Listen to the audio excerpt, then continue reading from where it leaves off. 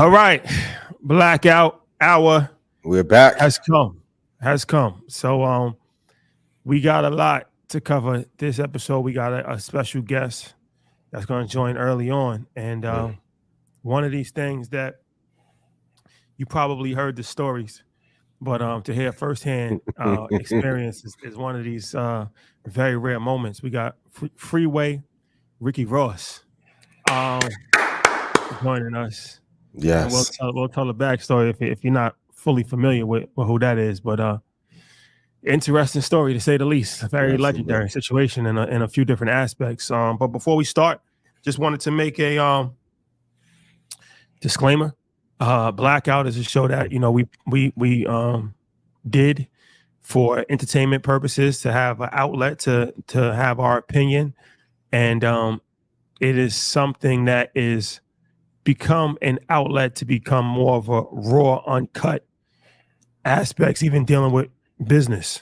Like even this conversation that we're having today, ultimately it's a business conversation, but it's underworld business conversation, right? But it's, hey, money makes the world go around, right? Mm-hmm. So but Blackout usually isn't suitable for children, but this episode actually might be suitable for children because this is a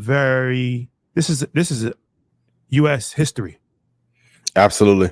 This is U.S. history. So usually I would say that these episodes are not suitable for children, but I would actually suggest that children do watch this. Have your kids watch. It's important that they get a full understanding of American history, the real way, right? Because this is not just American history; it's actually world history. So this is one of those ones. Yeah. Okay. So before we start, just a quick question as far as who is, I should say, the most impressive business person that you've been around?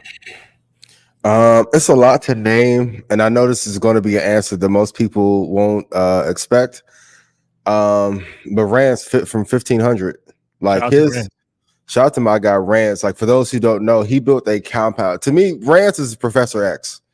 So just like the first time I went, I was like, "You built the studio?" He's like, "Yeah, man, it was my vision." And you walk in, he plays the intro video, shows everything how him and Nip work together. So I don't think Rance gets enough credit for what he's done in the music industry, the impact he's had in that community. And of course, there's a bunch of other people we can name that would be more traditional answers. But like, I think in our community, he isn't highlighted enough for what he's doing, how he's helping that community, keeping people out of trouble, giving them. We always say we wish we had more people in our community open up lanes for kids. He's literally doing it.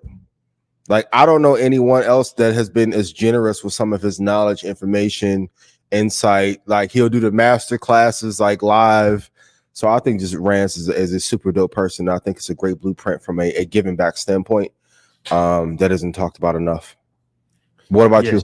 Shout out to Rance, man. That was very impressive. I finally got a chance to go to his compound. This is like an estate.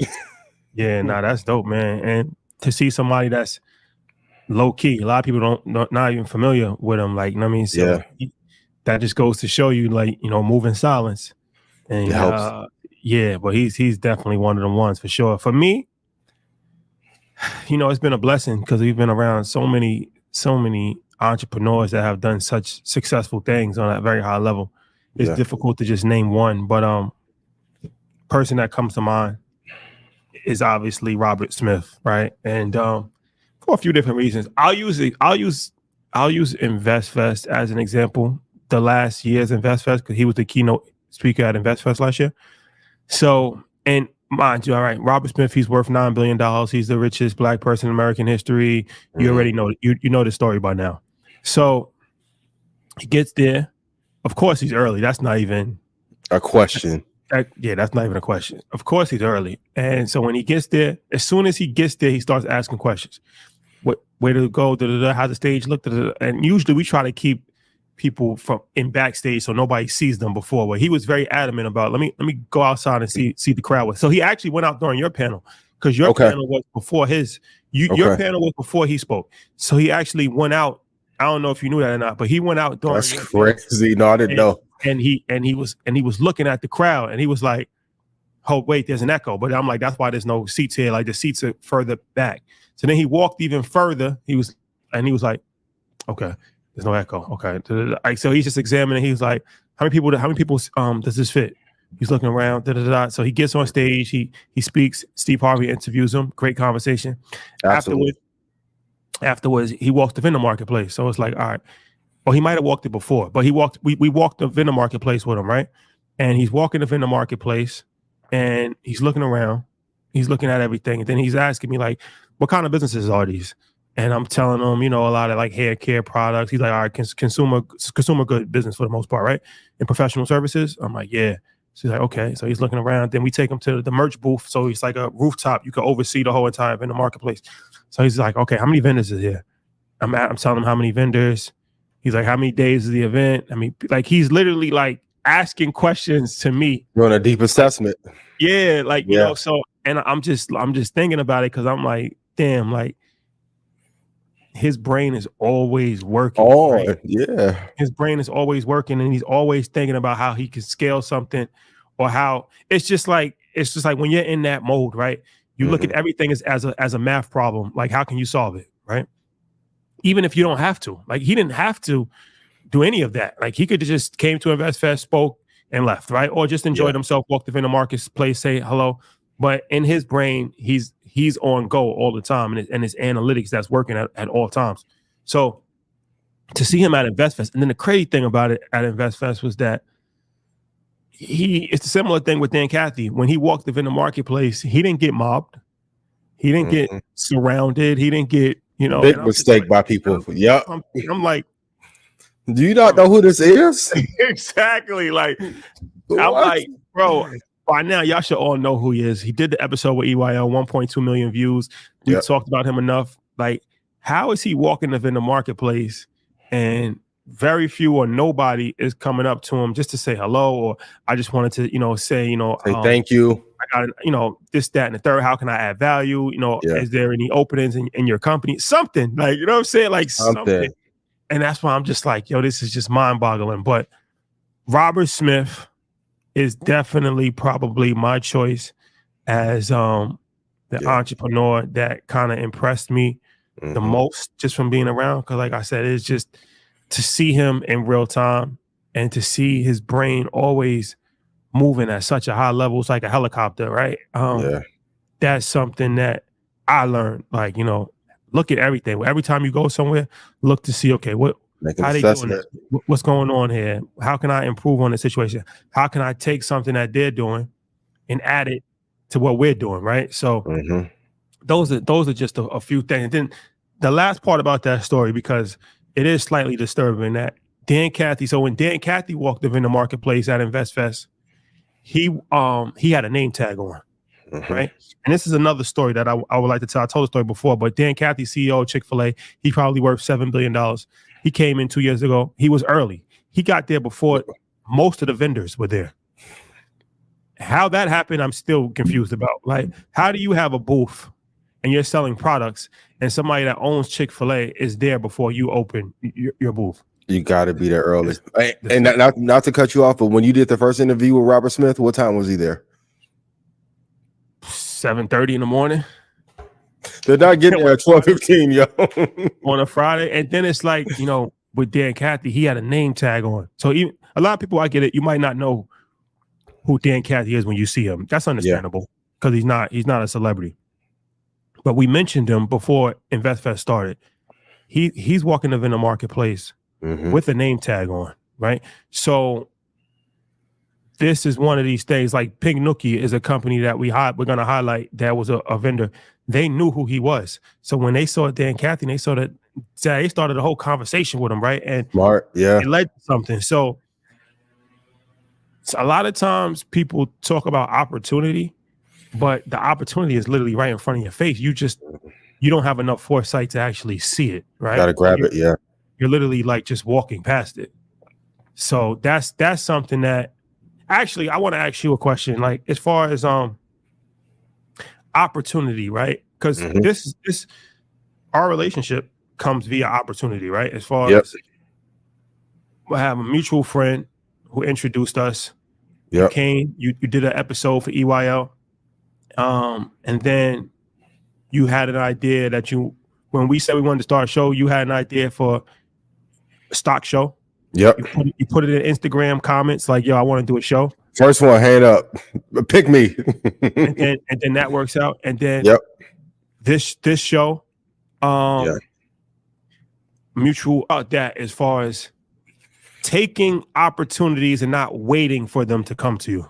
Yeah, I think too often we want to wait for God to bless us, but if he's giving you a chance every day, that's blessing and opportunity enough. You have to go after it and get it. So like you said, mutual friend made the connection, did the interview. Interview wasn't a blockbuster interview. Should have been classic, should have went triple, right? But then I'm like, okay, great. When I saw how y'all were arranging an affiliate thing, I'm like, why are people coming on y'all show and y'all not getting money from it? Stock club sale, great, works. Then you, want to do a show? Cool. You have to raise your hand and say, hey, I think this would be a good idea. Now, shout out to the 14 other people who passed upon the opportunity who told me Black people didn't want to hear about investing. Every time I see y'all at these conferences, boy, I think it's really important. Like if you have an opportunity to number one, add value. I came in like, hey, how can I boost revenue? Also, I think it's important too, when you have an opportunity, show up and do your job. I wasn't calling like, hey, what party y'all going to this weekend? When we talked, it was like, here's the presentation. This is what I want to go over. Either I was doing slides or recording them, and then here we are, new show. So I think add value, be easy to work with, show up on time and be early, master your craft, and then opportunities will present themselves. And then here we are, doing blackout. I know sometimes people be like, why y'all talking about the relationships? It's needed. Y'all keep throwing away y'all money on bad relationship and like how many people have you seen in business that were hot in 2020, but a divorce or a bad breakup threw them off and they threw off their business? I can name 10 or 12 easily. Like, so the selection who you choose to be with or right partners in business make a huge difference. I think oftentimes we get comfortable once we have the relationship or the blessing that we once wanted. Like even when people ask me, do you get tired of Market Mondays? I'm like, no, I prayed for this in 2018, 2017, how am I gonna get tired of doing it now? Like it was a blessing. When I was watching CNBC in 2008 and didn't know what quantitative easing was or inflation was, like I wish I had someone at that moment say Apple 122, 153, there. And now here we are. So I think people have to not take these situations for granted and also not be too prideful to say, hey, I want to work with you. It's a huge mistake. Like our ego puts, and I know it happens because of that beef and how the culture is structured and all that, but what a travesty it would have been if I would have said, hey, I want to do a show with y'all. Yeah. It's a huge mistake. So speaking of relationships, when now that we walked you through how to actually get the vibe going, what are some qualities that let's you personally, like let's start there, right? What are some qualities that you personally would look for in cultivating a relationship? Honesty, transparency, loyalty. Does she pour into me? Does she bring peace? Yes, I bring peace while asking for it, ladies. I know y'all say that. Y'all who be asking for peace be bringing the drama. No, not me, not no more. I'm working on me. Are you loving, kind? Are you supportive? Like, I think once you check those off, and then also like, do you have a good vibe? And can you communicate well? I don't like a non-talkative born female, woman, whatever pronoun term we can use these days. But yeah, loyalty, love, honesty, transparency, communication. Are you genuinely interested or are you here for clout? Some of y'all was messaging me about vibing last week when I know you want to vibe so I can put you on the thing. I'm not putting you on the thing, mama. That got to be earned. You don't say I'm not doing it just because I put her on last year. That was my baby. That's different. You can't even put my arm in your Instagram stories. You know what I'm saying? It has to always be a reciprocal vibe, right? Yes. So it's like, if you're doing something for one person, another person, they should be doing something for you. And now it's an even exchange. And it doesn't have to be the same thing, right? It doesn't have to be like, somebody's paying your bills and like you gotta give them money as well. Like that doesn't even actually make sense because it's the same thing that's happening, right? Yeah. So it's like, if it's emotional support, right? It's actually adding some level of stability in your life, right? It's doing little things that you're not even thinking about, right? It's like, okay, making sure that you eat correctly, like asking, sometimes just asking, like, can I, did you eat lunch? You want dinner? Da, da, da, da. Like, clean up the place, make a house a home. Yep.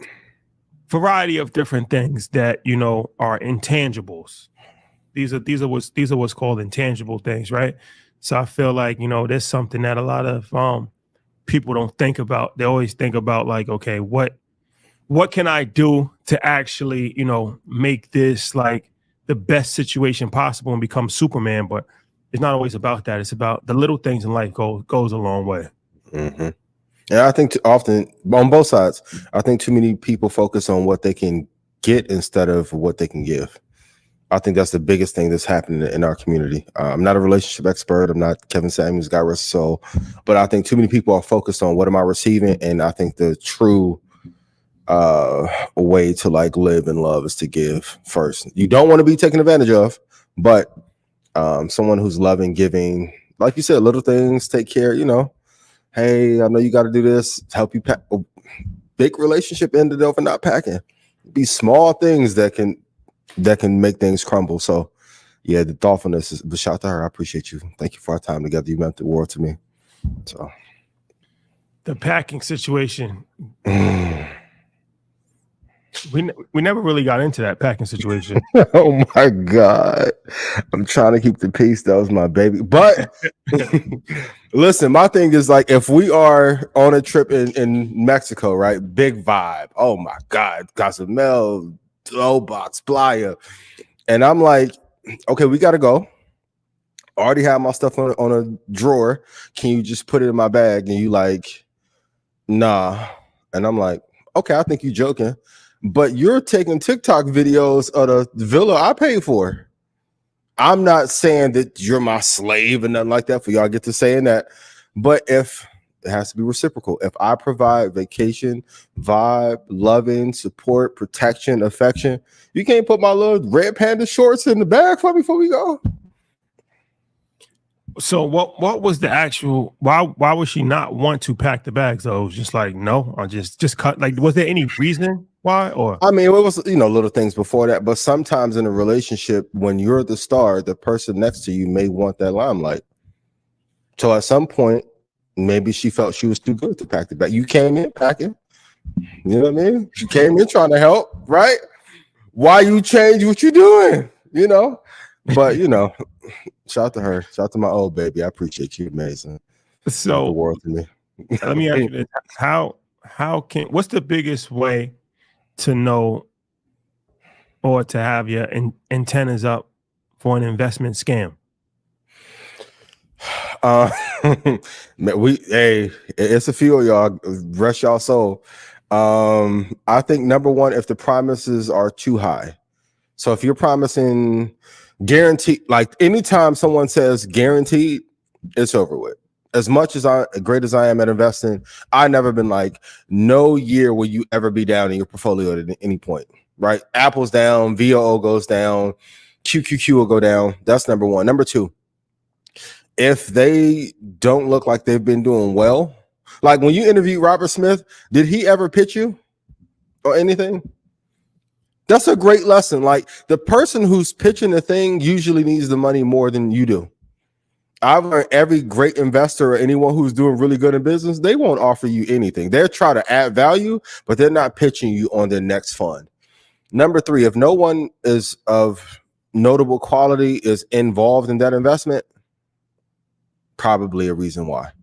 And number four, if they don't have a track record that you can verify, even if people don't like my position or takes, or when I say, if I made you money, can I get a hell yeah? That crowd go crazy. That's proof in itself. So when people are like, hey, I'm gonna get you 45% return by buying avocado trees in Cleveland, or I could go to Ish and get the avocado trees in Cleveland. Like, what? Come on, what are we talking about? Or, or if someone comes in to try to be the savior of a particular community, and I hate to say this, if y'all this good at these funds, why won't a bank do business with you?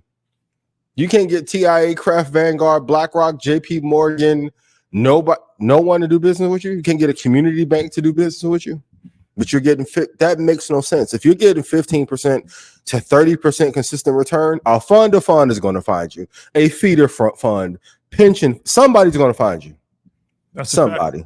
So those are the big scams to be aware of. And then if they just taking in $500 at a time for the fund, that's probably not probably not the best move. But what do you think? What makes your antennas go up regarding always do your research, and whenever there's a situation like you said where there's guarantees, when there's something that seems too good to be true, when there's you have to actually write a check to somebody personally, and it's not a company involved, those are all red flags for sure. So be mindful. But we have our guest here, so I want to bring him up. What's going on, man? How's everything? Man, I'm just opened up a new dispensary here in LA and trying to get it going, man. It's rough though. The market for the marijuana is really tough right now. So I'm having a go at it. Yeah. What has changed in the dynamics of the legal marijuana situation? Why is it tougher this year? Well, they gave out a lot more licenses, with the social equity aspect of it, which is something that I really push for, social equity, because I felt that blacks should be allowed to get into business. And, when they had those high entry fees, 100,000, 150,000, that really put us out the market. Yeah. So I advocated for lowering the prices, with an entry fee in some places as low as $2,500 to get in. And I thought that would make the playing field fair. So I want to talk about what you're doing now, but I want to start at the beginning, right? Because we have an audience that I think a lot of millennials, and some may be familiar with the situation, but a lot of people may not be familiar with exactly your story and even who you are, right? So I want to properly introduce you to our audience. So Freeway Ricky Ross, somebody who legendary life story, right? And South Central LA in the early 80s was, correct me if I'm wrong, were you the first person to ever turn cocaine to crack? No. I think LA Times probably got it closer to being correct. I was the first crack millionaire. Okay. Okay. But how the story is really interesting is that it's not just a drug kingpin story. It's so Gary Webb is somebody who wrote exposés on your story and just the greater story as far as the Iran-Contra scandal, right? And the United States government pretty much greenlighting the shipment of cocaine from Nicaragua to America to fund the rebels in Nicaragua. And then it was guns, and then Iran was involved, and it was a whole thing. President Ronald Reagan, I think he was president at that time. And George Bush, Ronald Reagan, Oliver North, the whole the whole White House was involved. The whole slew. And then you get a life sentence, and then that gets commuted to 20 years because you actually you teach yourself how to read, I believe, in jail. Study the law library. And so it's a very, and then they actually, I believe Snowfall is loosely based on your life story. Not loosely. We're not doing that. Straight theft. I'll say it for you. Straight theft. So all right, can you just give us the story, like, as far as I gave the quick synopsis, but give us the story as far as like how you originally found out about the Iran-Contra scandal and how it all tied in to what you was doing in South Central LA. Well, I didn't find out about that until I was going to trial. I was arrested. For trafficking and possession of cocaine. They took me to trial. Once I got to trial, my old supplier was my informant. He's the guy that set me up to be arrested. while we was getting ready for trial, we got a call from this reporter who said that he had information on our informant and the government, and that he didn't think that they would be taking me to trial on the case because he said that my informant had too much baggage.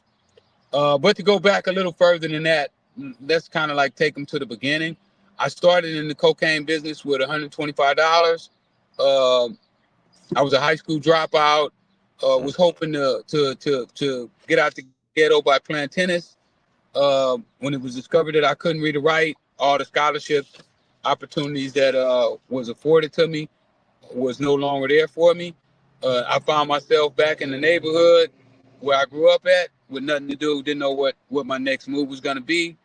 One of my friends who was a football player, All-American football player, came home from college one day and he had cocaine. He introduced me to cocaine for the first time. And I started from there. Like I said, I started with $125. Before I got arrested, I'd had days, not every day, but I'd had a couple days that I made as much as 3 million, 3.2 million in one day. By the time I was 28, I got arrested. Got a life sentence without the possibility of parole. Found out that the government had made an error in my case, and I won my case. While we was in trial, though, Gary Webb had started to assist us in my case. He was kind of like my investigator, and he had told us that it was things that the government wasn't going to want to let out, but somehow they slipped and put the guy on the witness stand, and he started talking about fishing trips with George Bush, and he said that the means justified, that the ends justified the means, and it just started a whirlwind after that. I mean, all of the news people started coming down to my cell, interviewing me, and Montel Williams came down, Maxine Waters. I mean, it got really crazy. Well, at your peak, you said you were making up to 3.2 million a day. What business lessons could you extrapolate for our audience that they could apply to their business to help you kind of make that fortune? Well, I believe one of the key things that I use in my business practice is that I believe everybody is important. That's a great lesson. Tell me more. Well, when you treat people a certain way, they don't have a problem with helping you. They don't have a problem with working with you.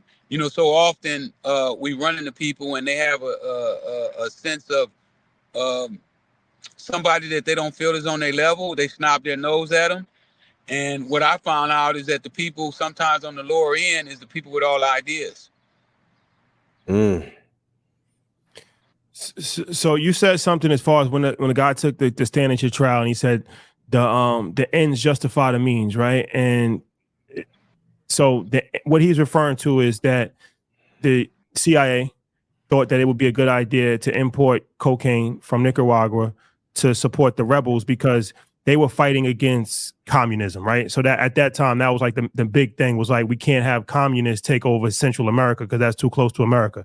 And then Correct. How Iran fits in this is the shore of Iran, and Iran was another enemy of the United States, and they wanted to kind of overthrow leadership in Iran. So they support that uprising as well, right? So it's like a triangle in a sense. Well, they had the hostages too. Remember, they took those hostages, I think, at the Olympics. Yeah. They took quite a few American hostages, and one of the ways for Ronald Reagan to get into the presidency was by getting those hostages back.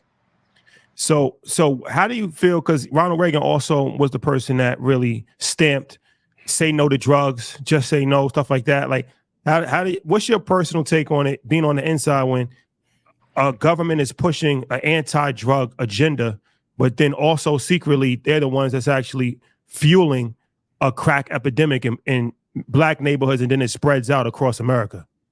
Well, one of the things we say is that Nancy Reagan said, just say no, and Ronald Reagan said, act like you don't know. So they were hypocrites, for sure. And I mean, we could see how hypocritical they are by the way they're now fighting fentanyl and these other drugs that are affecting the country right now. because really there's white people that's doing these drugs. So now they're talking about treatment instead of mass incarceration. Yeah. I mean, if you look at it, it really served two purposes. One, they got the money that they needed to fight the war, and then the other one, they got to lock up a bunch of black men.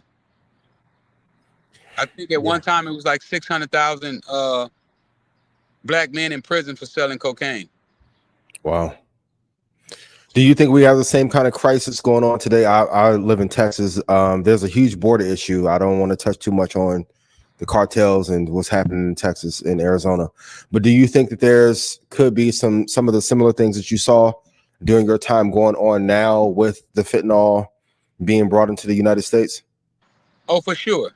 But one thing that if we haven't learned anything over the 50 years of this drug war is that you can't fight a drug. You know, it's really a war against the people. There's no way that we'll be able to stop drugs from coming into this country. When I got to my maximum security penitentiary, I was in the hole and a guy OD'd inside of the hole, and that's a place where you have no contact with no other inmates. Only contact you have is with police. So if a guy is able to OD inside of the hole and they can't keep drugs out of their maximum security penitentiaries, there's no way that they're going to be able to keep it out of the country. How did you first get in contact with your connect? Because like you said, you playing tennis, and you start very small, but then you scale very quickly. So how did that introduction happen with the connect? Well, my first introduction was through a teacher. Wait, what? Yeah, through a teacher. Okay. Like a teacher in your high school, or? No, it was like a trade school that I was going to after high school. Because, you know, after I found out I wasn't going to be playing tennis, I still wanted to be successful. I mean, I wanted to be successful all my life, ever since I could remember. When I found out that money would keep the lights on and fix the windows in my mama's house, and keep food on the table, I wanted to be successful. So as young as I can remember, maybe 8 or 9 years old, I've been trying to make money. At your time as a kingpin, like, what were some of the most significant challenges you faced, and how did you overcome them? Well, I think one of the biggest problems that drug dealers have is what to do with the money. You know, how to legitimize their money, how to get the money where the money starts to work for you instead of you working for the money. Those are one of the most important things. In the drug business, I learned how to do that. You know, I could go buy a kilo for, let's say, 25,000, and I could literally loan it to another guy who didn't have any money for 35,000. But when it got time to do that legally, I didn't have the knowledge to do that. At first, Gotcha. I started to learn over time, but it cost took me time. a lot of money. It cost me a lot of money to learn that. So And also, what I would say about legal business is they're bigger crooks than the guys on the street. You know, a lot of times the guys on the street, they'll be straight up with you because they know that if they don't do right, they could get killed. But in legal business, they don't really have that same concern. So you taught yourself how to read in jail, and that actually helped overturn your life sentence, right? How did you actually teach? How did you teach yourself how to read? Well, actually, my cellie did. Okay. He made me some cue cards with my ABCs on them, and he started to teach me the sounds of ABCs. And you know, when I thought about it too, you know, because I used to think I was too dumb to read. You know, that, you know, maybe I had a problem where I just wouldn't be able to learn how to read, and I accepted that as a fact. But what I found out is when I was in prison, that was the first time I ever really wanted to read. You know, when they gave me my indictment, I really wanted to know what that indictment said. So I think one of my problems was when I was growing up is that I wasn't really interested in what they were telling me at school. You know, I was more interested in how could I make some money. I think if they'd have been teaching me in different type of books, you know, telling me that, hey, if you read this book here, this book is going to tell you how to get some money, I would have read those books. Yeah, I say that all the time. It's like it's not so much that kids don't want to learn it; they're not interested in what they're being taught. Yeah, and as a result, that. But I'm just curious to know how you were able to rise to the level of prominence in the underworld, being illiterate. Like there was never a situation where you had to read, or how was you able to navigate? Because you was dealing with very high level connects and stuff like that. How were you able to get so successful being illiterate? Well, you don't really need to read when you sell cocaine. You got to learn how to work a scale, which I did. I never worked a scale before. But what I found out is that the people who were already using drugs, they really wanted me to learn certain things, and they taught me. They taught me what a gram was, what a tenth of a gram was, what an ounce was, what a kilo, what a half an ounce was, what a seventh was. So I learned those things from people on the street who already had that knowledge. And what I found out is that they really took the time out. A lot of times, with these schools, the teachers are not really that interested in the kids learning. They're more interested in getting their check on Friday and getting to the party on Saturday. Shout out to the teachers out there. We love y'all. And I'm not saying that to down teachers, because I think teachers are underpaid. Absolutely.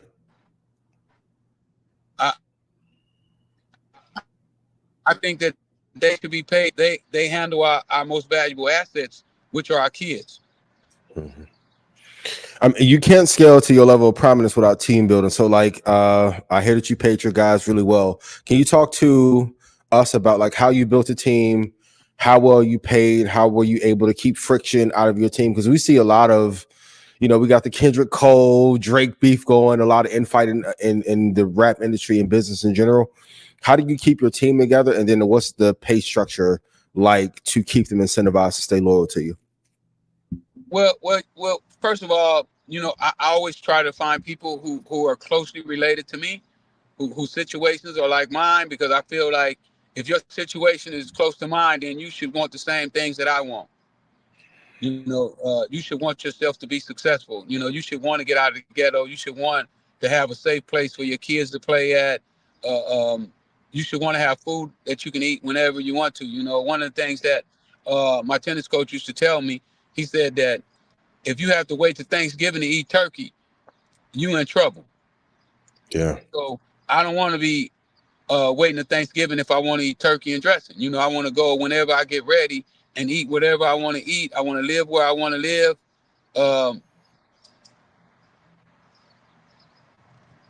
And I look for people that are looking for the same things. No matter what their financial situation is. A lot of times you have to find people who are not doing really well financially in order to build a team.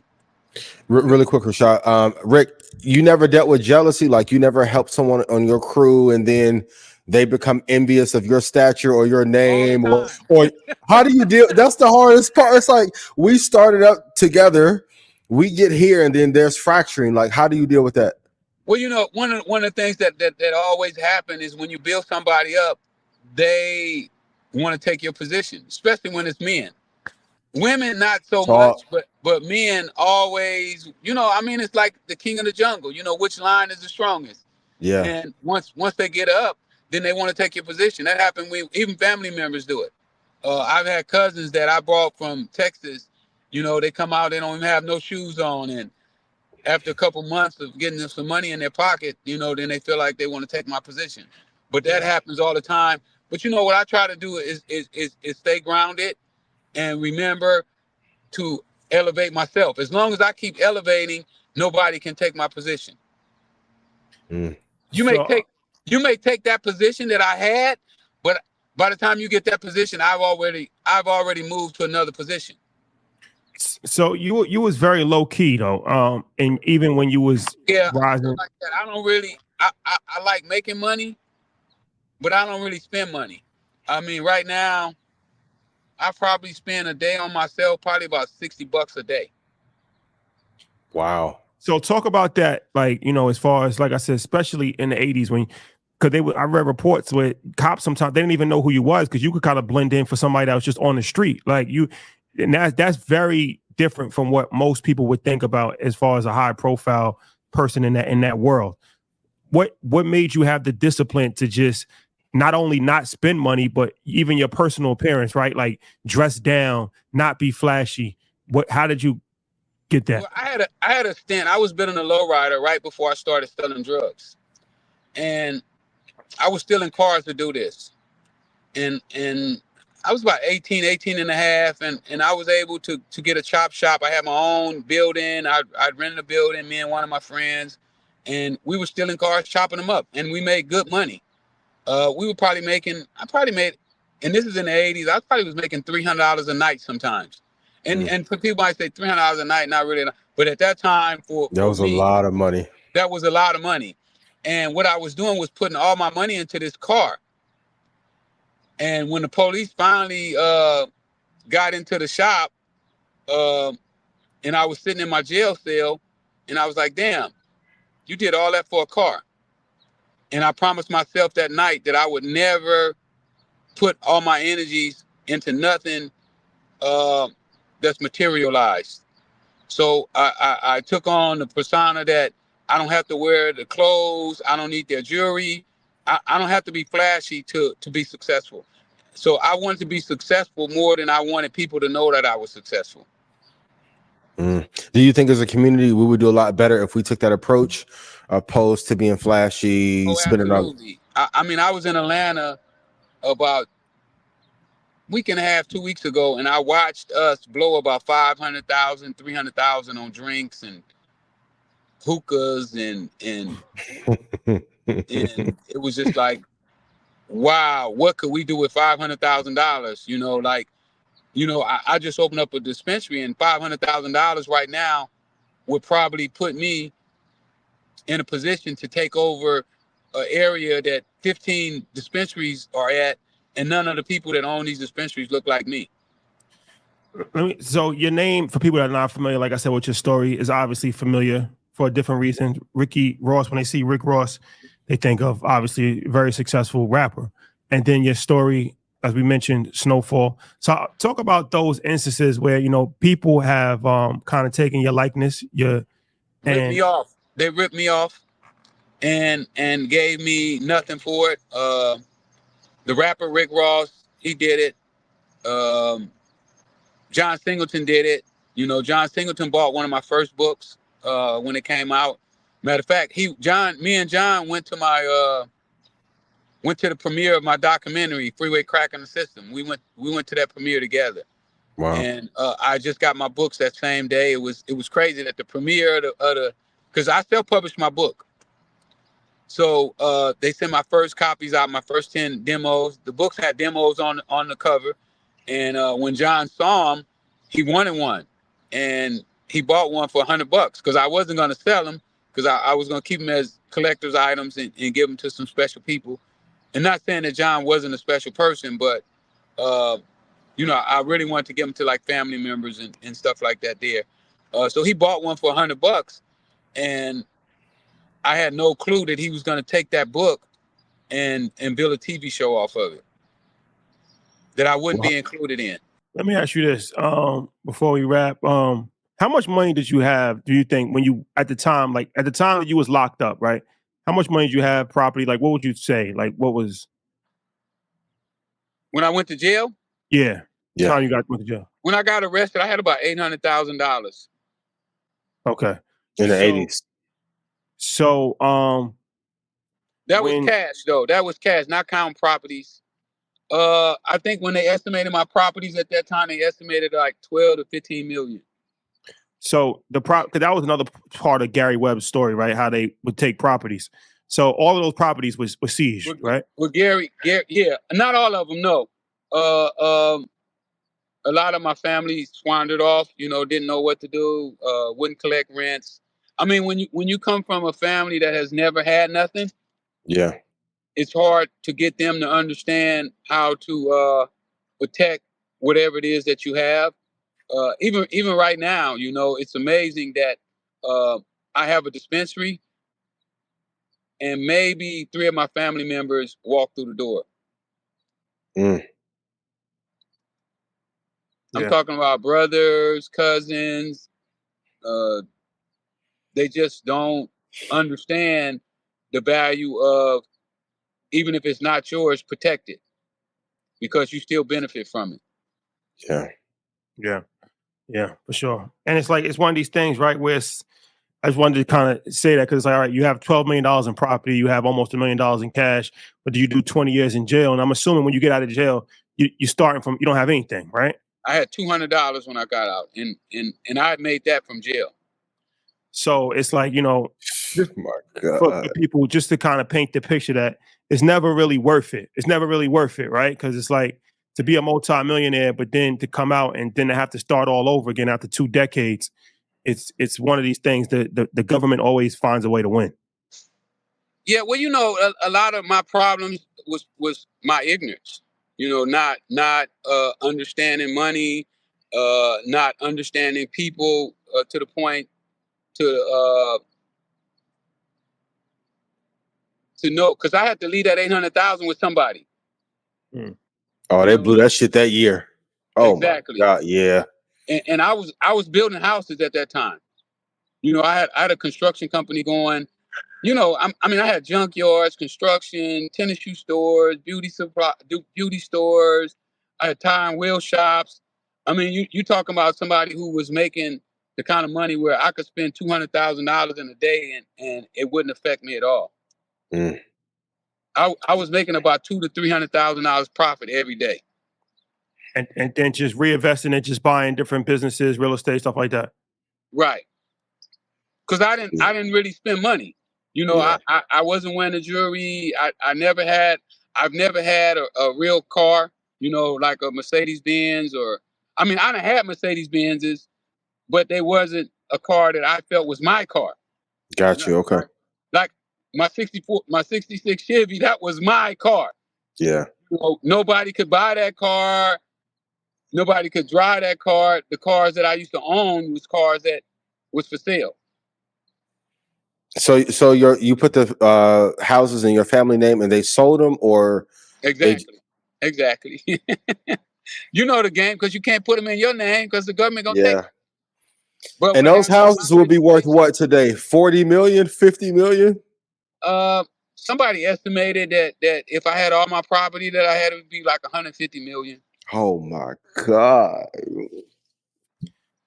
It's one of these things, right? So right now you're in the legal marijuana space, right? Yep. So talk about that, as far as you transition from the underworld to the legal world, but there's a lot of hurdles. It's not easy for entrepreneurs, especially Black entrepreneurs, that's trying to get into the legal marijuana space. Talk about the hurdles that you're currently facing now. Well, the biggest hurdle is that you're fighting against people who've been in this business, when it was illegal. And they have bags of money buried. Really, some of these guys, I know a guy in the marijuana business make $40 million a month. A month? Me and my manager just went over some numbers the other day, and we looked up, I think it was 3 or 4 of the biggest companies, and they're making like $25 million every 2 months, $30 million every 2 months. So these are the guys that you're up against. I'm up against a guy that has been in the marijuana business for in my area. He's been in my area 15 years.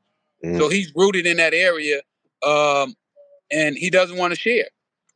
Yeah.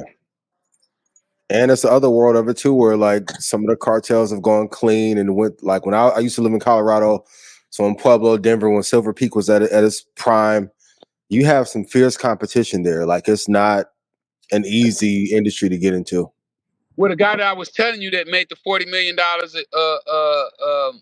that's making the $40 million a month right now, he was financed by the cartel. It was a cartel member who helped him start the business. Cartel member went to jail, and when he went to jail, he didn't know that the weed business was going to take off because they wasn't making the kind of money that the guy's making now. And he said the guy just told him he could keep the business. Well, Rick, the good thing about me right now is that I get to talk to these guys because they have a lot of respect for me and they give me their game. What they don't know is that I'm going to share this game with as many people as I can. Rick, I know you got to go. So I want you to kind of let the people know what how they can follow you, how they can support on the legal marijuana side. And the last thing, if you could say this before you leave, is just to because a lot of times people think it's a conspiracy when we talk about, you know, drugs in the black neighborhood and how, you know, it was set up by the government and stuff like that. Arms, yeah. Just talk about that briefly before you head out. Well, I don't know about the fentanyl and all that, but we know for a fact that the CIA admitted it, that they knew that their army was selling drugs, and they sent a letter to Attorney General and asked her, could they not report it? So it's an absolute fact that the government at least turn a blind eye to drugs being sold in the black community. That's an absolute fact. And anybody want to dispute that, they can go to the CIA's records and they'll show you where they admitted themselves that they knew that their guys were selling drugs. If anybody want to support me, right now what I need is people to go to Google and Yelp and leave me reviews for my dispensary. The name of my dispensary is Freeway Ricks, with the S on the end for possession. And just leave me a good review. And if you're in the LA area or the California area, stop by my store. Even if you don't smoke, you can stop by and buy a book or a t-shirt or something to support. And my website is freewayrickyross.com if you want to just get the books and the t-shirts. And you can follow me on Instagram at Freeway Ricky. Appreciate you, brother. My brother, thank you. I appreciate you. You know what, too? I want to do a seminar about credit and business at my dispensary. I want to.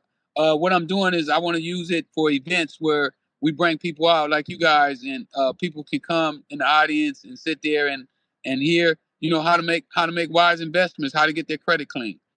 So maybe we can set that up one day. Yeah, for sure. Let's Yeah, tap. definitely got to talk offline and let's figure something out. All right, thank y'all. Thank you, brother. I appreciate you. Shout out to Ricky Ross. Yes, shout out to Rose too, but shout out to Ricky Ross. Sure. Yeah. Rose is my guy. But you know, it's one of these things. It just is what it is. I mean, you know, 50 Cent got his name. You know, there's a real 50 Cent. Real 50 Cent. Yeah. There was some smoke. I know. So there's some smoke over there too. So it's not like, you know, Rick Ross isn't the only person or the first person. I mean, you know, there's a real Noriega, right? True. Emmanuel Noriega. So I mean, rap has long, you know, borrowed and taken other people's personas. You look at Nas, Esco, that comes from Escobar, Pablo Escobar, right? Yeah. So, but you know, I'm also not on the other side of that coin, right? I don't know what it feels like to actually be still living, and somebody has taken my name. Like if somebody was called Shotty, and they, you know, what I'm saying, like I don't know how I would take it. I might take it as admiration and respect, and somebody paying homage, or I might. If they're making money off the name, you may have to take a lawsuit. Yeah, it's one of these things, right? It's one of these things. It's the capitalism. Yeah, it's the business of capitalism. But you know, I think that it's an interesting story for a few different reasons. Obviously, the Iran-Contra situation, but also from a money management and entrepreneurship standpoint, where he said he was making $200,000 a day, and you know had these properties, and like I said, you know, he was one of these people that they thought that he was homeless. Sometimes I think he had dreads. Yeah. He would blend in. He would blend in with people that was homeless. Some people thought he was a user. That was cool. Yeah. And yeah, for sure. And then another thing is like even like the guy that started Death Row Records, right? Harry O. Yep. Harry O. He was another one. Like he was funding. He actually funded Denzel Washington's first Broadway play. And really? And different businesses and stuff like that. So a lot of times Black entrepreneurs, they had the right mindset.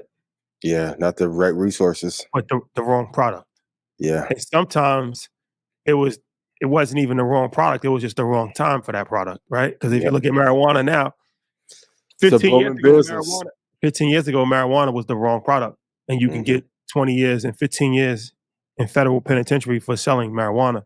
Yeah. Now you can become multi-millionaire by opening a dispensary, right? So it's just, and now nobody looks at anybody that's selling marijuana legally as a criminal. Nobody looks at them. Nobody has demonized them, right? When you got kids on the corner that's selling dime bags and they looked at as like the worst people in the world, right? So it's just one of these things, right? Where perspective is important, and time changes things. Time changes things, Absolutely. right? So it's like, who knows? I mean, I think in Oregon, they've started legalizing other harder drugs. Which is insane. And like even certain countries in Europe, like Amsterdam, but other countries as well, they have drug zones where it's like you could do heroin if you want to, legally. Just do it inside this space. Like, I mean, so the red light district, but yeah, business is one of these things that is interesting on so many different levels. But there's a lot of similarities, whether it's legal or non-legal. But ultimately, the government always wins. Yeah, I mean, look how long it took for Purdue Pharma to fall, and they caused the pain pill epidemic. And I know people may say in the comments, "Why have Rick on?" But it's like, if we had somebody on from pharma, it wouldn't be the same issue. It's interesting to say the least, though, because like you said, I mean, we went to Mike's house in Michigan and seen the growth there, no pun intended, in Michigan. Like, there's a lot of money there. But the other part, for those you want to get into the weed business, I saw firsthand in Colorado. You have some tough competition, yo. You may get one of them J. Cole calls one day. Hey, shout out to Kendrick and Cole, patching it up. Shout out to the boogeyman, but it's tough, man. Like, every business has some players in it you have to be very leery of. So, but I think there's some great business lessons in it. Also, things you got to worry about. Like, if hypothetical, if you put a house in someone's name, or you give somebody $200-300 grand or 8,000, and you're not around for a while, maybe spent, maybe gone. I mean, that's even like, rest in peace to Nip, and shout out to my brother Black Sam. But that story, right, of he raps the story in his song about when Sam went to jail, but before he went to jail, he had a couple $100,000 that he put in a safe, and he buried it in the ground, and didn't fully realize that even if it's in a safe, it could still be molded. So when he went to dig it up, the money was all stuck together, and it was nothing. They lost a couple $100,000. And I actually saw the vault. Mass Appeal had a hip hop exhibition, and they actually had the vault. And I called Sam, and I'm like, yeah, that's the vault right there. So it's one of these things, right, where you get all this money, but what do you do with it, right? Like, and it's a very complicated thing. You would think, like, okay, if somebody just gave you $10 million or $1 million in cash, you're gonna have problems spending that. Absolutely. If you go to the bank, you can't even deposit more than $10,000 in cash without having to fill out a form, and then you're already on the radar. You can't red flag list. You can't buy anything for cash, because that can be considered money laundering. That's how Jacob the jeweler went to jail, because when BMF, they was trying to launder the money, and then they was buying jewelry, right? And the FBI or the federal government built the case that Jacob the jeweler was knowledgeable about what was going on, and he was using his jewelry business as a storefront to launder money, allegedly. And he was selling some bullshit diamonds too. Like, you can't, if you're gonna do bad, you can't pick one bad thing to do, Jacob. I know he's back on his feet, but yeah, that was a different time. Lesson learned. Allegedly. No, it was in the statements, but yeah, allegedly. I like Jacob though. So what's your favorite conspiracy theory? My like, the crazy part is we're old enough now to all the conspiracy theories that we grew up on, with the exception of like Bigfoot, have come true. Not gonna touch on 9/11, but when that bridge fell in Baltimore, my first thought was, who owns the insurance on that bridge? That was my first thought. I can't find it yet, but my very first thought was, in every disaster, there's going to be a payout somewhere. I'm interested to see who is going to profit from that bridge collapsing. My new favorite one is Antarctica and the ice wall, though. I really want to know is Jurassic Park on the other side of that ice wall? Because there's parts of Antarctica you cannot travel to. Like, for anyone who thinks it's a conspiracy, you can, do your Googles or call a government and try to get to certain parts. Very interesting. Very interesting to say the least. But I think most of the ones we grew up on, what Rick just talked about, drug epidemic, CIA, even majority of Atlanta got built off of BMF empire. Midtown, Buckhead.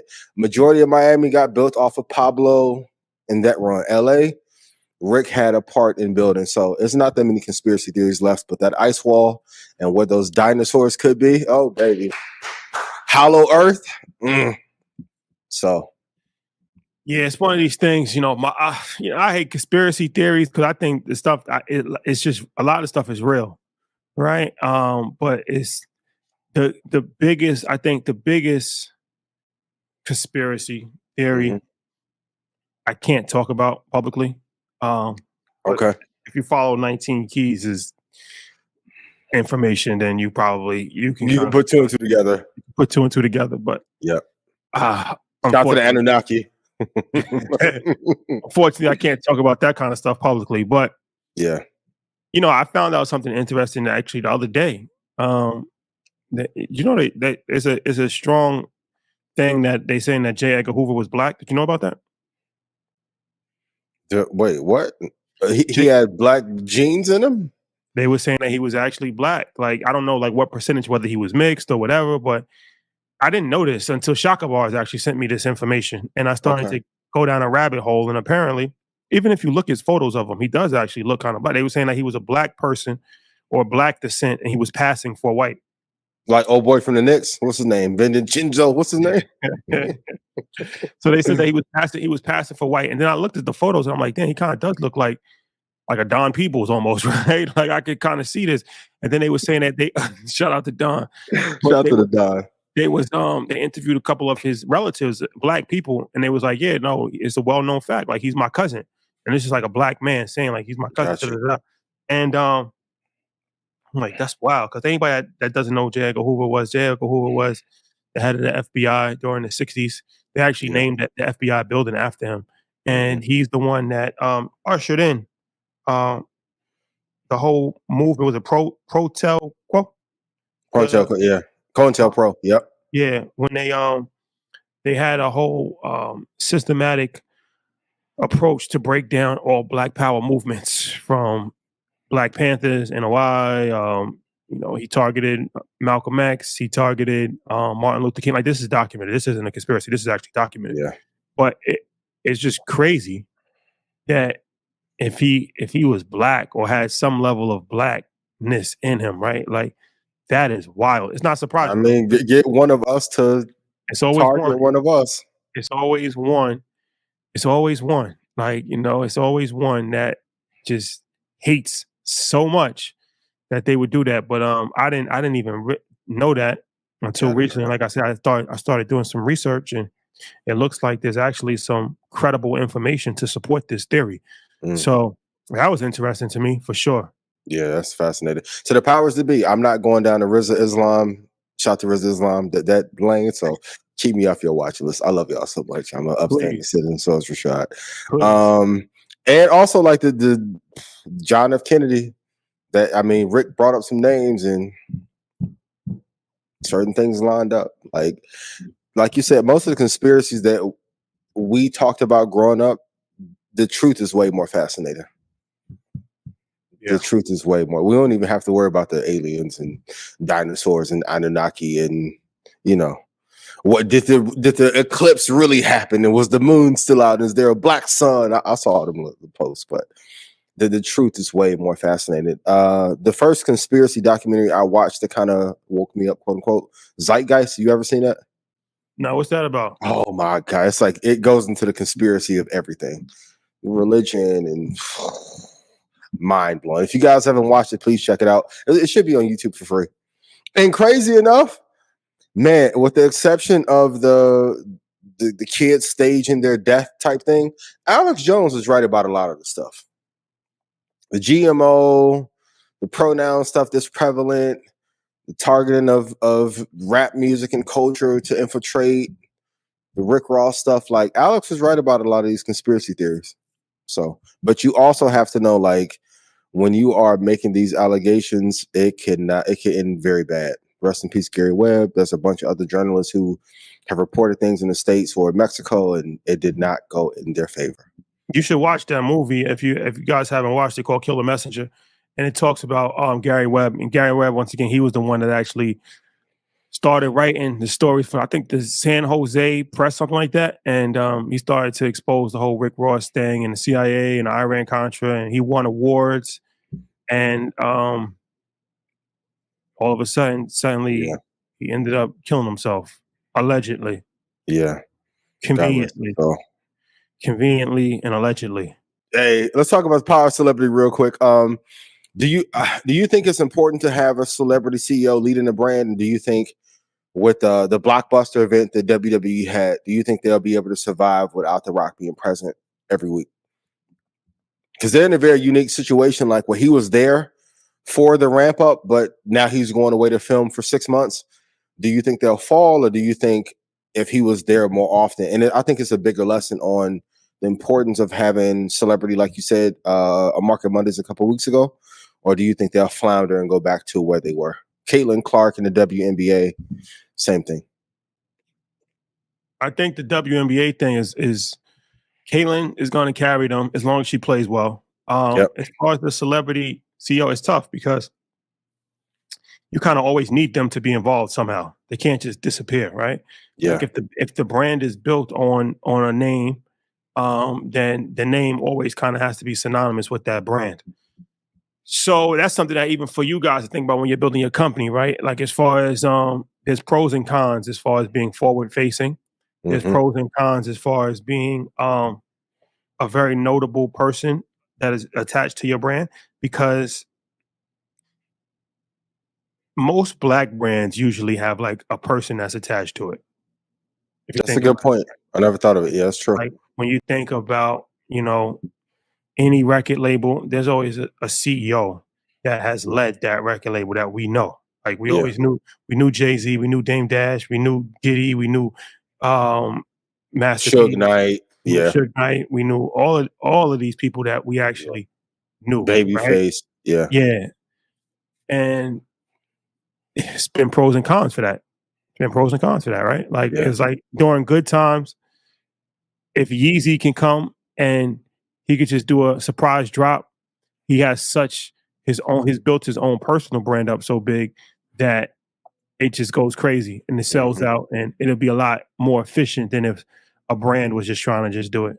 But on the downside is when he starts to go off the rails a little bit, now it affects the whole entire brand, and Adidas has to drop him because they can't separate the CEO from the company. There's no separation from Kanye West and Yeezy brand. You can't separate it. So anything he says or does, Yeezy brand is directly attached to that. Tied to it, Where you can have a CEO of a tech company and says something crazy, and it's like it might just go under the radar, right? If not enough news outlets pick it up, it just go under the radar, and the company is not directly affected by every single thing. Or what they can do is fire the CEO, right?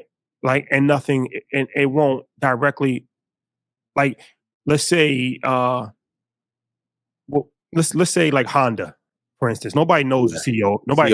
I couldn't tell you the CEO. Of Honda. So if the CEO of Honda does something crazy, right, then they can fire the CEO and hire a new CEO, and it won't impact the business. Yeah. As opposed to if Kanye West does something crazy, you can't fire Kanye. And even if you did, even if you tried to, they tried to actually take him and still use it's not the same, right? If Kanye's not involved with it anymore, then the whole thing falls apart. So there's pros and cons depending on what side you're on. But at very least, it's something to be aware of. It's probably more pros to be a faceless brand. Like the biggest brands in the world are faceless brands, but they might have notable people that are running it, but it's still not dependent. Like Nike, people know Phil Knight is the CEO of Nike. But Phil Knight is not the driving force that's going to dictate. Like, if Phil Knight stepped down today, right, Nike still runs. We saw this happen with Microsoft. We saw this happen with Amazon. We saw this happen with Apple, with changes of leadership. The people that are running it now become notable because they're running one of the biggest companies in the world. But the company is always bigger than the CEO, right? In Apple's case, well, Microsoft, that was a huge loss when Gates stepped down. Like Ballmer did it. I mean, he's doing great with the Clippers and all that in the stadium and all that, but he he shit the bed running But what I'm Microsoft saying is to that there's three eras of Microsoft, right? Yep. Like from the beginning era to the bomber era to where it is now, and now it's stronger now than it ever was ever. Yeah. Right. And still to this day, most people don't know who the CEO of Microsoft is. If he walked through Times Square right now, he would have no problem. InvestFest vendor area. Yeah, no problem. No issue at all. Yep. And that's what you want to happen, as opposed to Jay-Z, right? Now, if Jay-Z decides to walk away from Rock Nation right now, they are becoming a faceless brand because he is very low profile these days. Yep. Right. But it's still some level of an adjustment that has to be made. But it's like, you know, Tyler Perry is a driving force behind Tyler Perry Studios. Yeah. Right. If Tyler Perry decides to just walk away, I don't know. If it survives. I don't know. Like, you know what I'm saying? Like maybe, but maybe not. So that's one of the things to consider. The biggest brands in the world are usually faceless brands. And if you're building a company, you want that.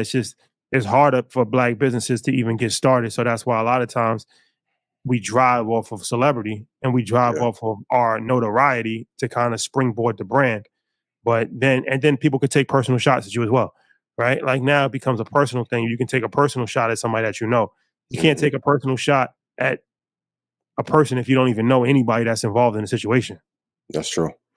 Can we do a real quick Brandon case study? Like, what makes Kanye such a bigger than life brand? I know you used to do the case studies back in the day. Like, what are like the four main pillars you see that made Kanye into this icon? Because I remember when Through the Wire first came out, Kanye wasn't revered like how he is now, but I think it's been the testament of like constantly being innovative. But from your standpoint, what do you see that made his brand as big as it is? I think a few things. I think obviously natural talent, right? Let's start there because that's important. So he's extremely talented and he's a hard worker and he's perfected his craft when it comes to music. When it, you know, in producing music and rapping as well. But he also knew how to brand himself and how to stand out. So when he first starts, and there's been different phases of Kanye, right? So the first start is he's on Rockefeller Records. I think that he examined the situation, and at that time, Rockefeller was actually a pretty gutter situation when you had all the dudes from Philly, and they're from the streets of Philly. You got State Property, then you got Memphis Bleak, then you got Dipset, who comes with a whole nother flair, Harlem, extremely flashy. So he's like, all right, how am I going to stand out in this situation, right? And then, of course, Jay-Z, who just towers everybody. So he comes and he's the alternative rapper. Where now he's the backpack cool kid who starts wearing polo shirts and he talks about college. Nobody had really championed college. No. Like, you know what I'm saying? Like, and that's a way bigger demographic than the streets. Exactly. Since School Days. Remember Spike Lee's movie? That's probably like the last time that was really like nobody, it was not even talked about at all. It was like one of these things, like all these guys are trying to be street dudes. Nobody was talking about college. But like you said, there's more people in college than there are in the streets, right? There's more people in fraternities than there are in gangs. Absolutely. So he does the whole, he looks at the situation and say, okay, I'm going to be the college dropout. I'm going to name my album College Dropout. I'm going to wear polos. I'm going to have the fraternities and sororities skit on my thing. I'm gonna take that approach. I'm with the cool dudes already, so I'm gonna catch that wave, but I'm gonna play the wave where I'm not gonna be like super totally conscious, like dead presidents. I'm gonna be right in the middle, like the average person. I'm gonna be the average person out here, right? Like I'm not a gangster. I'm not a gangster, but I'm also I like strip clubs. I like doing different things, and that worked for him for a long time, right? Then he sees the role of the villain that he can play, right?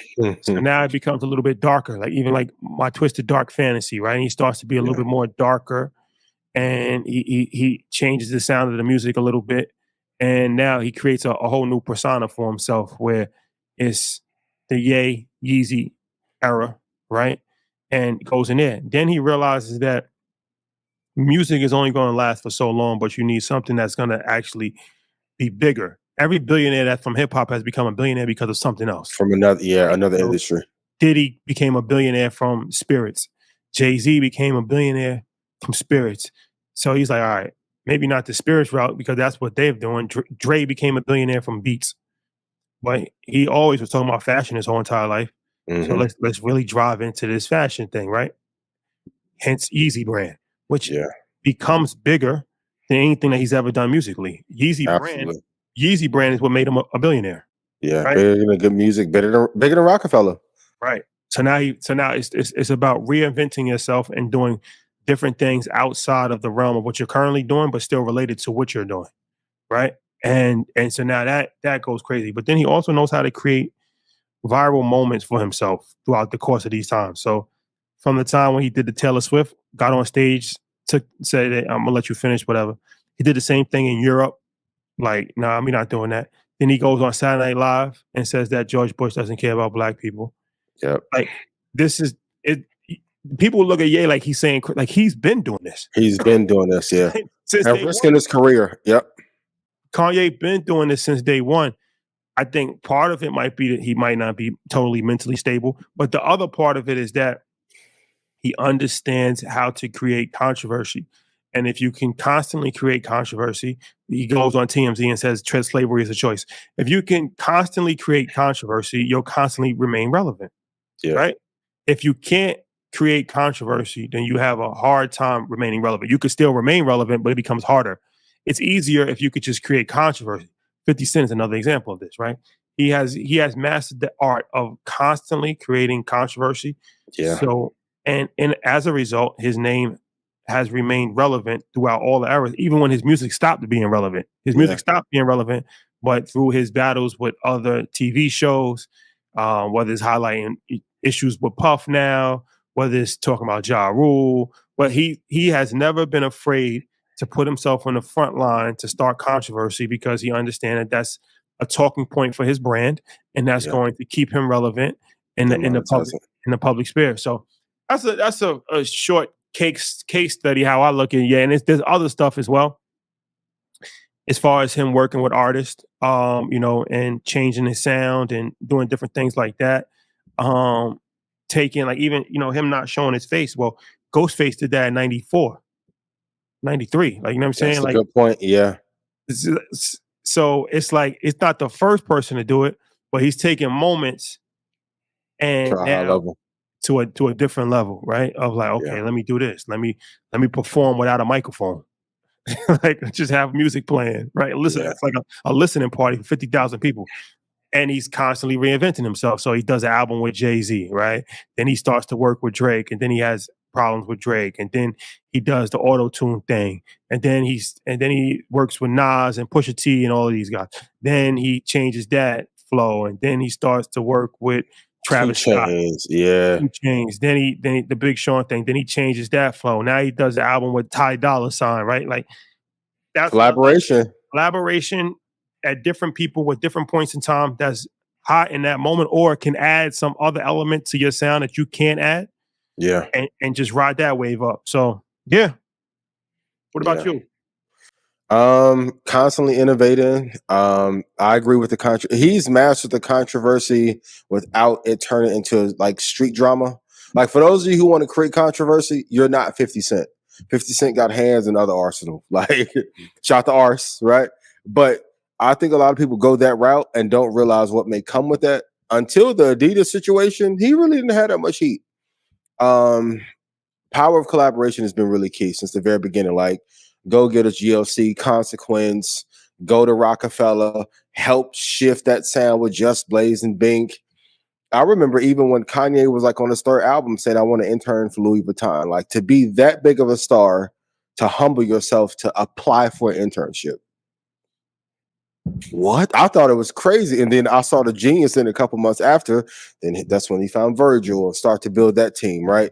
So I think the collaboration part has been really key. But and being incredibly, if nothing else, his belief in himself and his passion is a driving force. Like, if you don't believe in you, why should your audience, and going back to the J. Cole point, I get Kendrick made the call, they pieced it up.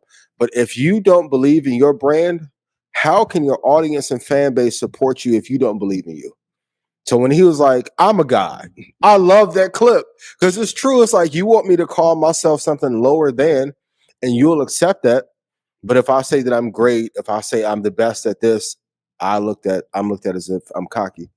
So the power of belief, of course, has had a bunch of issues. I don't like the MAGA hat. I don't like when he hugged Trump like he was his long lost father.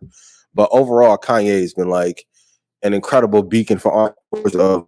To me, he is Steve Jobs. Like, he was able to do a lot of things that people didn't think that he was capable of doing off sheer driving force and will and like true creativity. That's a fact. Like, think about it. He was one of the best in producing, then became one of the best rappers and artists, and then one of the best in fashion. That's a streak I haven't seen anybody do. Thanks. That's a legend. Like, you got a #1 selling shoe. Even going back to the math, like, the music math does not make sense to me at all. Like, talk about Ponzi. Let's say he sold 2.5 million units of Yeezy. I think it's easy to say he did that at 199. That's 497 million. Kanye probably sold 40 million albums. How are they paying artists what they're paying them, especially with streaming, when somebody like him or Fat Joe or somebody can move 500,000? Like, that What's Love what Fat Joe was moving. If you just take that to another business, look how much money you can have. But I think there's been a lot of robbery. We got to have a conversation one day. Has rap been as destructive to our community as drugs have? And financially, and in terms of what it's done to the culture, I think so. I think a lack of our conflict resolution skills comes from what we hear in our music that is being pumped into our communities year after year.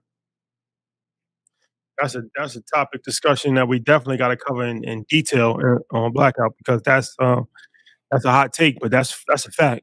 That is I think it's a derivative of the drug era. Yeah. Every year, like, I love Young Boy, I love a lot of the music, but like, how did drill rap out of Chicago now then touch LA, down south? Every year there's a different beef between somebody that a label profits from. They have Tokyo drill. Go on YouTube. It's a whole genre.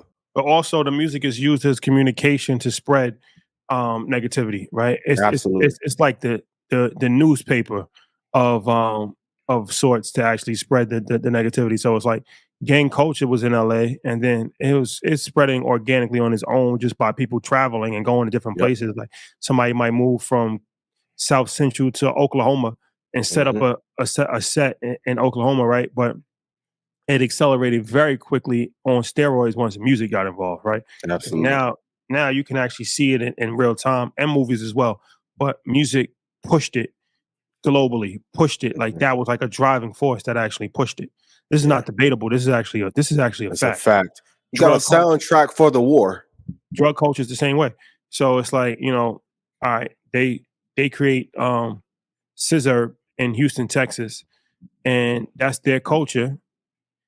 And people might go to different places, and they might just organically be like, this is what we're doing with cough syrup, and we put in Jolly Ranchers in it, and this is what we actually doing.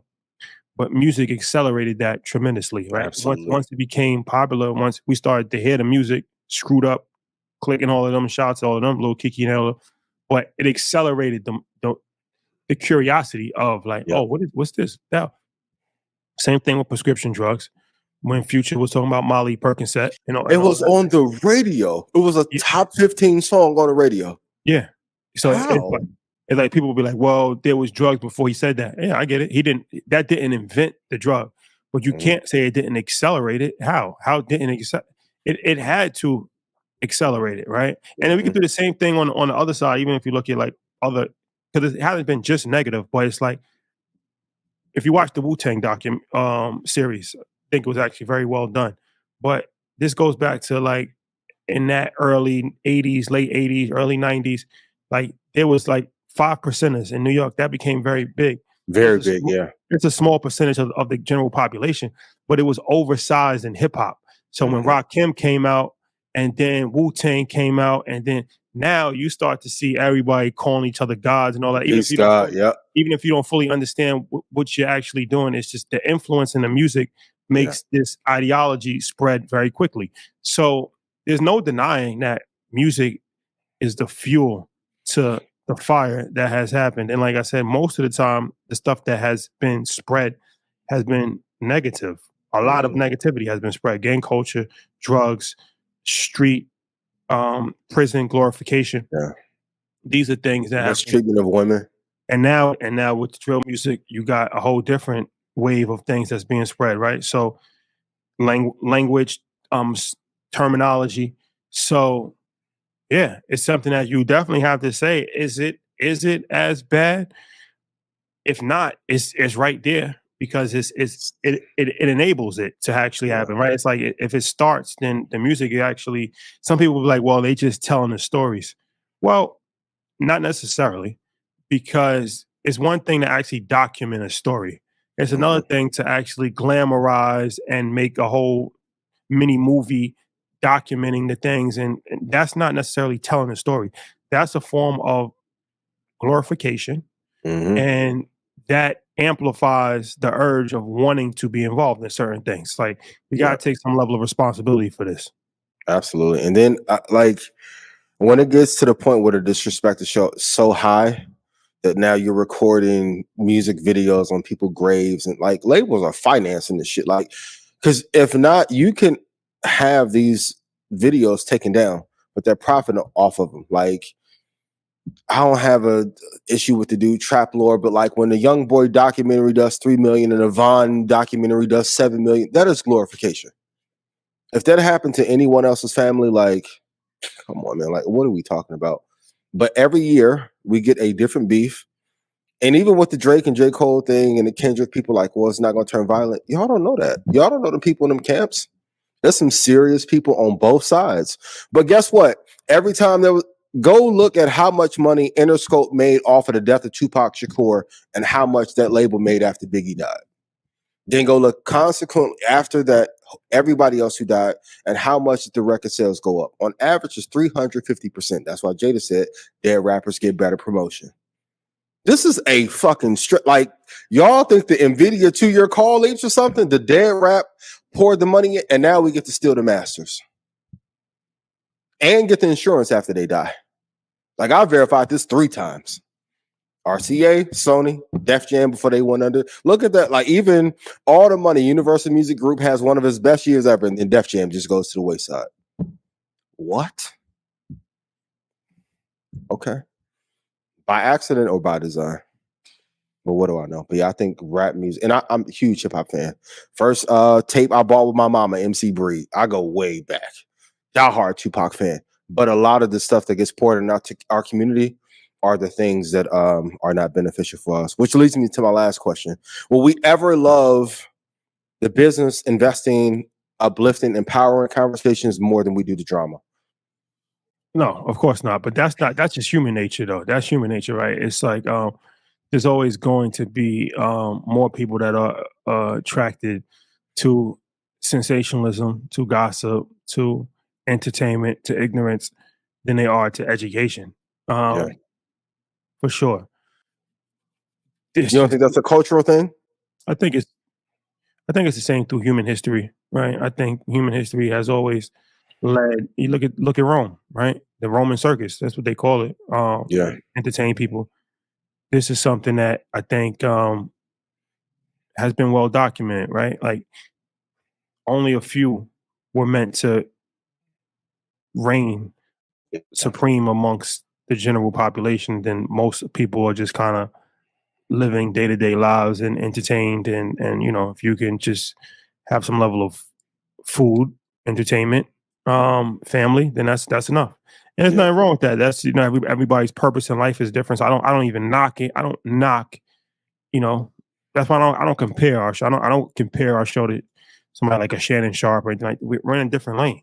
Yeah, we have we have a unique message, and we have a unique following, and that's okay. Like, you know what I'm saying? Everybody is not meant to have that level of understanding to actually even want to seek education. But if you are interested, then it's here for you. But what can you do? But even in Rome, they didn't have 24-hour circuses going. Like, people send, Joe, somebody got shot. Did you see? I'm like, why would I heard that in real life? Why would I want to see that? That's crazy. You gonna send me somebody getting killed on Instagram? Like, for what? sensory overload for sure. It's changed for sure. It's a different era. It's a different era. Yeah. Well, with that being said, get your tickets to InvestFest. Yes, please. If you're interested. The business vibe. Bettering the situation. But another glorious blackout episode. Yes. We got to actually start getting these call-in situations soon. When we gonna do that? Facilitate that, but we got to get these call-in situations. I might have some call-ins for sure. We got to get the call-in. We gonna tell. Hold on, mate. Let me see. Nah, I'm gonna wait till next week. I hope your recording's going well. The speakerphone situation. Real quick. All right. Well, it's been real, ladies and gentlemen. Check us out next week. Check us out every Wednesday. Oh, yeah. And listen to podcasts on podcast outlets as well. So Blackout is also on Apple and Spotify. So download, stream, and you get the visual experience. But if you want the audio experience, if you're listening while you're working, or if you want to listen while you work out, you at your job. Yep. Apple, Spotify, and all podcast outlets. Check us out. Yeah, shout out to all the couples that's been turning this into a date night vibe. I love and appreciate y'all so much, yo. I really do. Best thing that you can do. Absolutely. But all right, my brother, it's been real. I appreciate you.